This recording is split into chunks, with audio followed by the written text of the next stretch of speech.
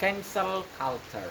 Oke guys, kalau kalian sering ngadepin cancel culture dan gimana cara membuat cancel culture yang bagus, supaya kalian itu juga uh, bisa menjatuhkan lawan ya. Kalau biasanya saya jarang menggunakan cancel culture ya. Biasanya orang dari sekitar saya itu nge-trigger dulu biasanya apa namanya, bikin sebuah paradigm, di mana misalkan Ajis ini itu ya, yang sifatnya itu cancel culture ya, untuk ngeblok misalkan beberapa hal yang sifatnya untuk improvement gitu ya. Lalu gimana saya mengatasinya ya? Saya pikir cancel culture itu bagus ya, bagus untuk yang ditarget sebagai cancel culture. Gimana ya? Misal kalau kita suatu hari ngadepin sebuah bisnis gitu ya, ternyata pesaingnya iri dengan kalau misalkan persaingannya itu sama ya, apa namanya, model bisnisnya sama, apa namanya, produknya sama, biasanya ada cancel culture yang dibuat oleh perusahaan pesaing ya. Tapi kalau misalkan uh, it definitely definitely difference, biasanya cancel culture itu berupa ini apa namanya, iri gitu ya, misalkan karena iri persaingan gitu.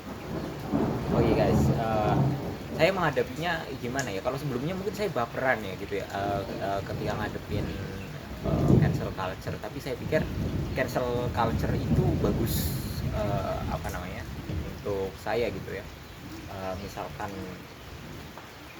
kalian dijelek-jelekin sebuah produk gitu ya, ya kalian tinggal improve aja, terus nge-proof bahwa produk kalian itu bagus gitu ya. Bahkan misalkan kalau kalian pengen mau main agresif gitu ya, kayaknya dia sangat tendensius sekali untuk menjatuhkan anda gitu ya. Ya, saya mencoba untuk membalas dan ternyata hasilnya juga positif gitu ya, jadi reputasinya mungkin apa, jadi naik gitu ya, apa namanya, jadi lebih terkenal gitu ya. Jadi misalkan kalau kalian bikin produk gitu ya, kena cancel culture, uh, ternyata orang yang menjelekin produk anda itu juga sebuah metode marketing ya. Jadi sebisa mungkin ada beberapa twist ya, kalian akan mencoba latihan tentang memutarkan, mungkin bukan memutar balikan fakta ya, karena faktanya ini kan selalu berkembang gitu ya. Membelokkan paradigm gitu ya, cara-cara metode untuk membelokkan paradigm gitu. Gimana misalkan kalau kalian misalkan dapat treat apa namanya dari orang-orang, kalian itu seorang yang suka dengan free sex gitu ya, terus kalian meyakinkan orang, ternyata sia-sia gitu ya. Terus kalian bikin ini apa namanya, sebuah pesantren gitu kan, apa namanya, pesantren yang uh, membuat paradigma tentang kalian bahwa kalian sangat anti agama, menjadi kalian itu jauh lebih jago dalam bidang agama di sisi tertentu daripada orang yang menceritakan gitu kan. Itu salah satu sesuatu yang saya pikir sangat overwhelming sekali ya. Jadi di sisi lain orang akan menjelek-jelekan kalian, misalkan kalian adalah seorang free sex, kalian sudah tidak berjaka atau dan yang lain-lain gitu ya. Terus kalian bikin sebuah value di mana uh, value-nya itu menunjukkan bahwa kalian itu uh, udah sangat lebih mendalami agama daripada, bahkan daripada kiai gitu ya, atau mungkin kalian lebih pintar daripada profesor gitu kan. Maka paradigma itu kan akan menjadi sangat ini apa namanya, sangat overwhelming ya, sangat mengagetkan dan mengejutkan gitu. Saya pikir uh, cancel culture yang di apa namanya, yang ditujukan kepada anda itu sebuah jadi kayak sebuah lawakan gitu ya, jadi kayak metode marketing. Jadi berterima kasihlah kepada orang-orang yang uh, berusaha untuk memberikan cancel culture kepada anda ya, kalau anda bisa mengatasi itu gitu ya dengan banyak metode gitu. Dan itu lebih dari berbalik kepada orang yang melakukan cancel culture ya.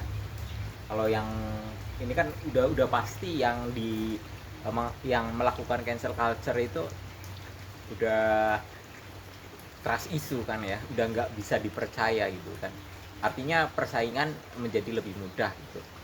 Itu satu gitu. Terus menurut kalian cancel culture apa yang bagus ya, misalkan kita punya pesaing gitu ya, kita kepengen menjatuhkan dia, metodenya seperti apa ya. Yang pertama mungkin kita jangan anggap itu sebagai uh, kita kita nggak boleh mungkin kita nggak boleh menganggap dia sebagai musuh gitu ya.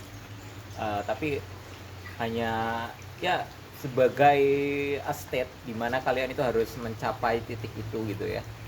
Kayak misalkan saya ingin memusuhi si A gitu ya, si A levelnya di titik sekian ya, kalian coba kalau menjatuhkan si A gitu ya, dengan levelnya itu dinaikkan gitu ya. Jadi ada uh, growth di dalam diri kamu gitu ya, sampai menghadapi level di sana gitu ya.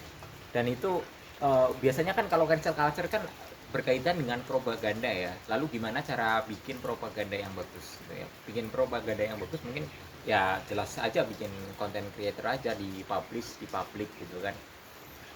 Biar kalau misalkan kalian udah ngerasa ini kayaknya saya sudah cukup melampaui si ini ya, ya tinggal nyari target berikutnya gitu ya. Jangan stuck misalkan hanya orang itu karena dia udah nantang melakukan cancel culture ya. Anggap aja kalau misalkan dia udah kalah gitu ya, ya udah cari musuh baru yang lebih jago gitu ya, yang lebih layak untuk dilawan gitu. Kalau misalkan dia growth ya mungkin dia akan jadi lawan yang layak gitu. Anggap aja itu kayak ini apa namanya, uh, rival bermain gitu ya Pak. Jangan terlalu menganggap itu sebagai musuh ya, apa namanya, kayak pertemanan tapi mungkin kok dianggap sebagai musuh, tapi dia anggap aja dia sebagai teman. Dan dia akan menaikkan nge-challenge kau ya, nge-challenge kau di taraf tertentu untuk